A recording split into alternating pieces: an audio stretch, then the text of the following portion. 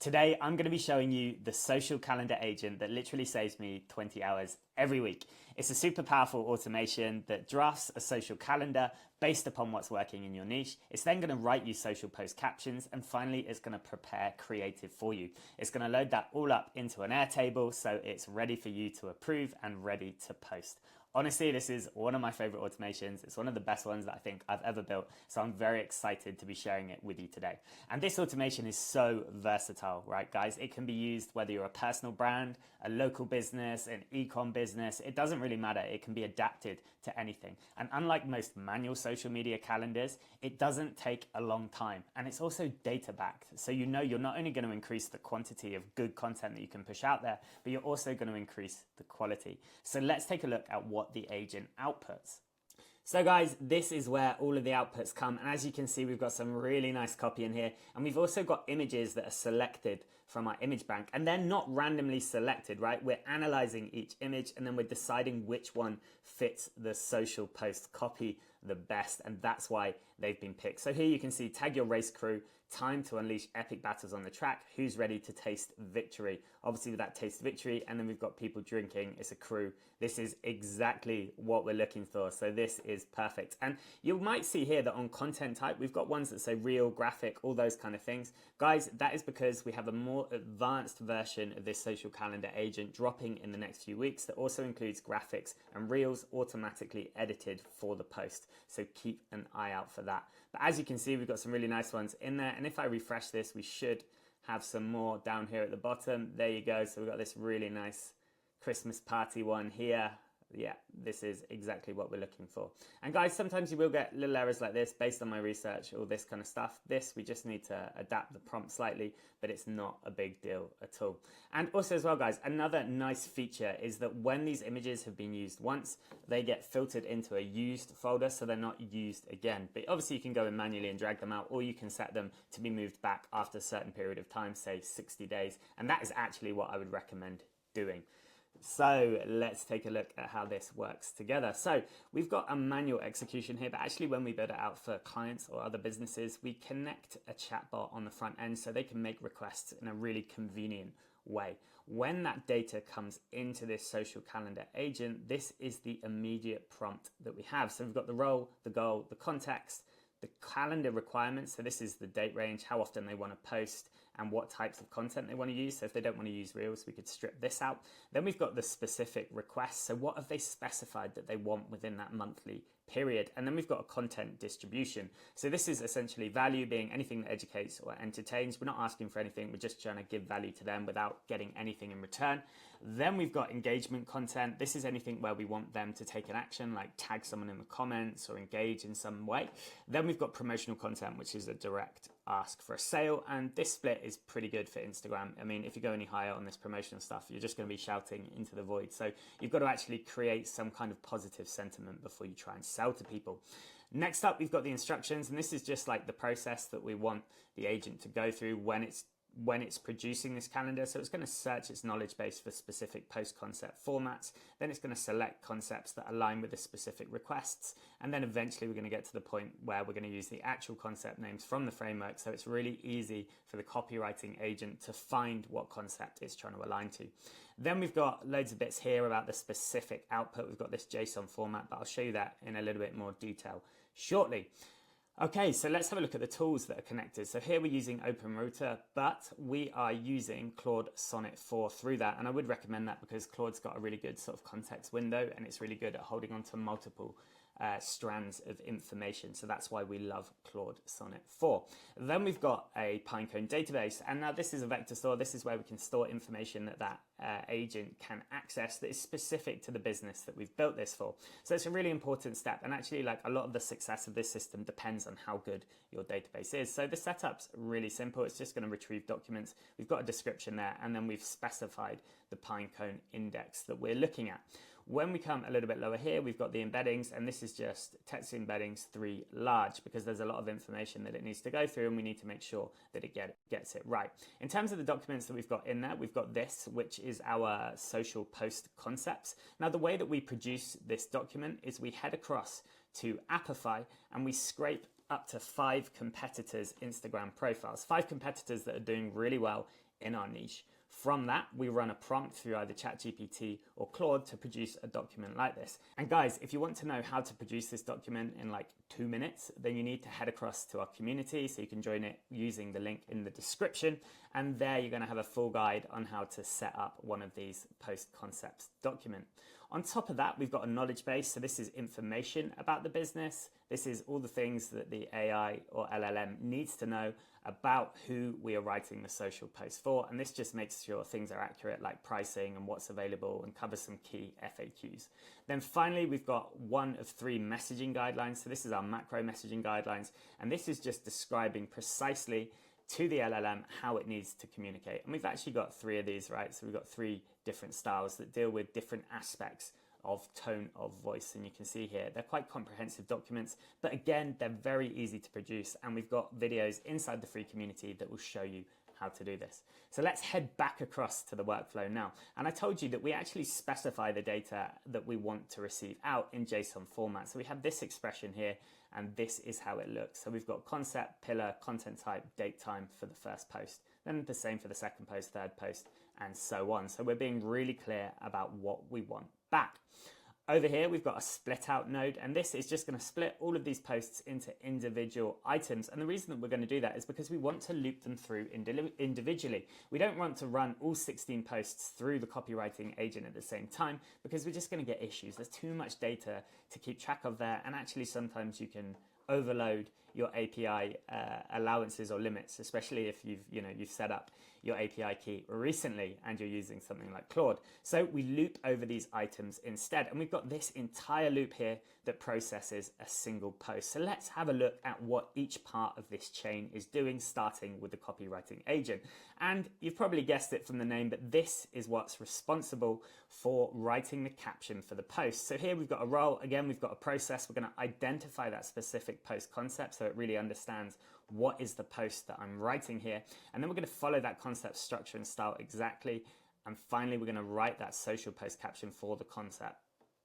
And finally, we're going to write that social post caption for the concept. And guys, we need to be really strict on the output here, because sometimes we plug this into an auto scheduler. So we need just the post caption, no sort of niceties at the beginning that AI sometimes likes to drop in there.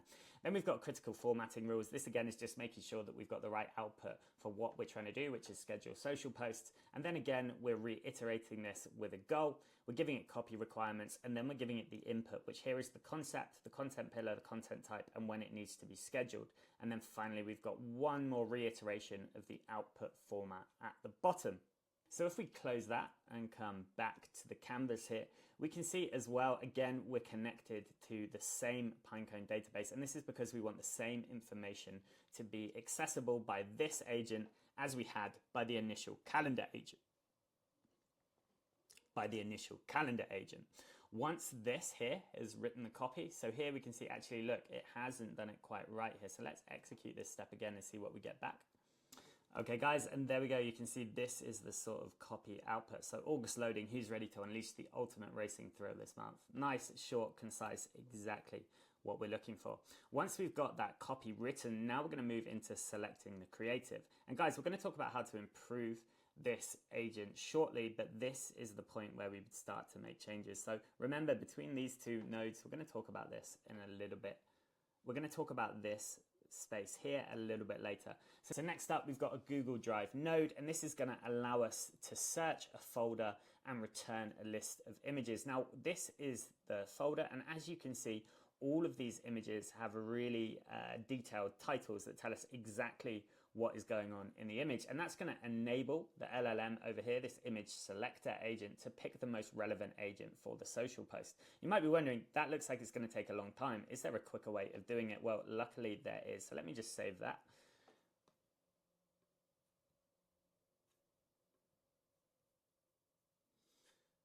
And I'm going to show you here this image analyzer. Now, this image analyzer is a really simple flow that's going to take images that are uploaded to a Google Drive, and then it's going to download them, send them to ChatGPT for an image analysis, and then it's gonna change that title on Google Drive. So now we've got a really descriptive title that an AI can use to decide what's most appropriate. So in terms of how this is set up, really simple. Every minute it's just checking from a filtered folder list. Then it's downloading all of those. It's downloading all of those images that have been uploaded, and then it's running it through an analyze image node. This is a preset node, so you can just jump into the side here. If you type in OpenAI, oh, there we are. You're going to see down here analyze image. So you're just going to drop that in. It's going to analyze that file that's been downloaded. So you're just going to describe a little bit about the business. So Eclipse indoor karting here, and the reason that you're going to do that is because you want the LLM to have a little bit of a starting point, so it has some context for what you're actually producing, because if not, it's just going to come out with some random stuff. So you really need this in there. Also 190 to 210 characters, that's under the limit for Google Drive titles, so you're not going to run into any issues there. Then we're just going to update that file. We're going to update the name of the file on the Google Drive folder, and you can see this is how we're going to filter the file by the ID, and then we're going to give the new updated file name as the output of that analyze image node there. So really simple, really cool, and yeah, saves you a ton of time. But anyway, let's get back into this. Right, so here we are. Moving on, next up we have an aggregate node. Now this is just going to aggregate all of the images that it returns into a single list. So let's execute this step and see what we get back.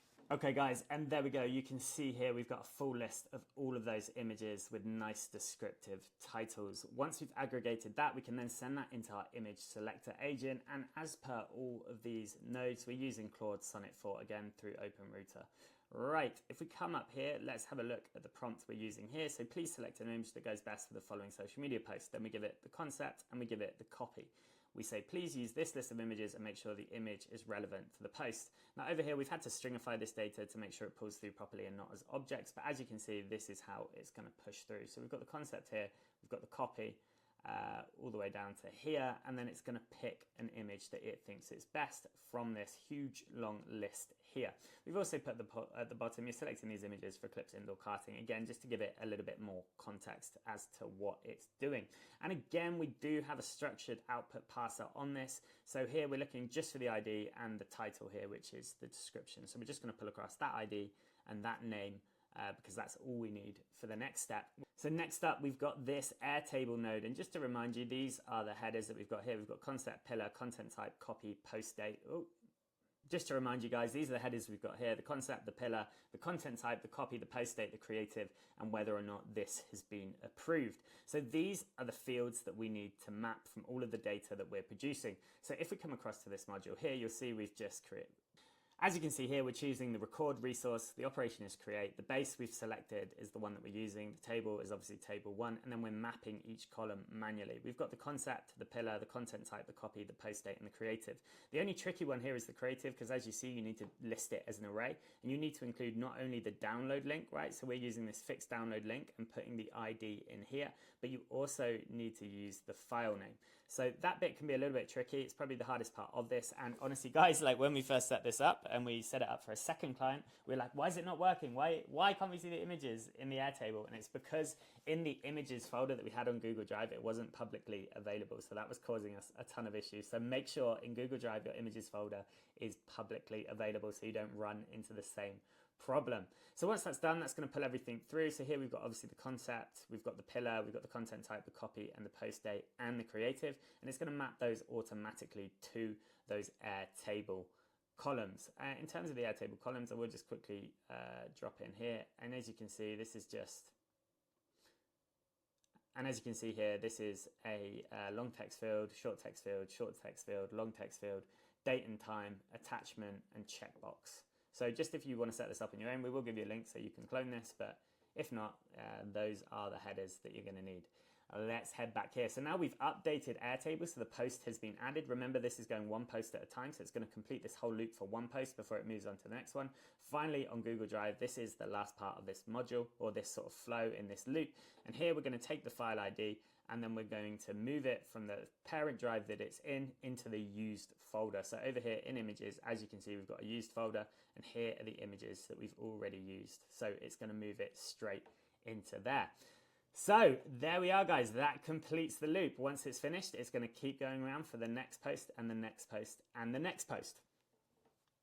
Like I said, this is a really powerful automation, whether you're a brick and mortar business, whether you're an e-com business, whether you're a personal brand, you can adapt this for yourself.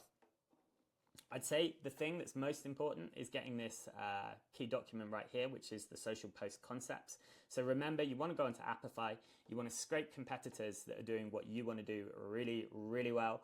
And then you're going to want to run it through an LLM of choice, all of that data with a certain prompt that will produce a document exactly like this. And as you can see, we've got value posts here. So these are just to entertain and educate. Then we've got engagement posts here. These are ones that are trying to get some kind of engagement back from the user. And finally, we've got promotional posts here. So we've got lots of different templates, lots of different examples in here. So the LLM really has a lot to choose from. And the best part is that they're all backed by data. And guys, how many of you write social calendars that are truly backed by data? I'm gonna wager it's not that many, because I was exactly the same before I used this system. So let's move on to something more exciting. How can we improve this system? Well, I already told you at the beginning that plugging this into a chat interface makes it way more user-friendly, right? And if you wanted to put that on storage, you could also put some voice functionality in there as well. So you don't even need to type. You can just talk, hey, I want my August social calendar, and in there I want to include this event, this promotion, and I want to focus on families coming because school's out, something like that, right? That makes it super, super easy and just improves this process as it is. Next up, and this is a light touch improvement, make sure that the images that you choose are the best images that you've got. So we've just dumped a load of images in there. We haven't even formatted them. So like we would format them properly so they fit Instagram, Facebook, whatever it is. But if you want to take this to the next level, then make sure you're only using your best images and make sure that they're already formatted and cleaned and that they're a low file size so they are ready to go. But that's a fairly quick fix, right? It doesn't fundamentally change the game. It's not like a 10x improvement. The 10x improvement here comes right here, and this is where we can add in different streams or different channels, okay? And those channels will produce different types of creative. So at the moment, this is only producing images, right? It's only going through our image files and then picking the most relevant image. But as many of you will know, being part of the community, that we have other automations that create incredible social media graphics, for example, or automatically edit UGC style reels or other types of reels like montages. We have all of those processes already. So what we can do, we can come in here and we can put in a switch node. Now with that switch node, we can specify whether or not it's a graphic. Let's add another routing rule, a reel, an image, or a carousel. When we've done that, we've now got 4 different streams. So this is going to be our image stream, for example, but we could also put a graphics stream in here as well. And then if the post that the copy is being written for is specified in here by the social calendar agent as a graphic, it's going to go down that pathway instead.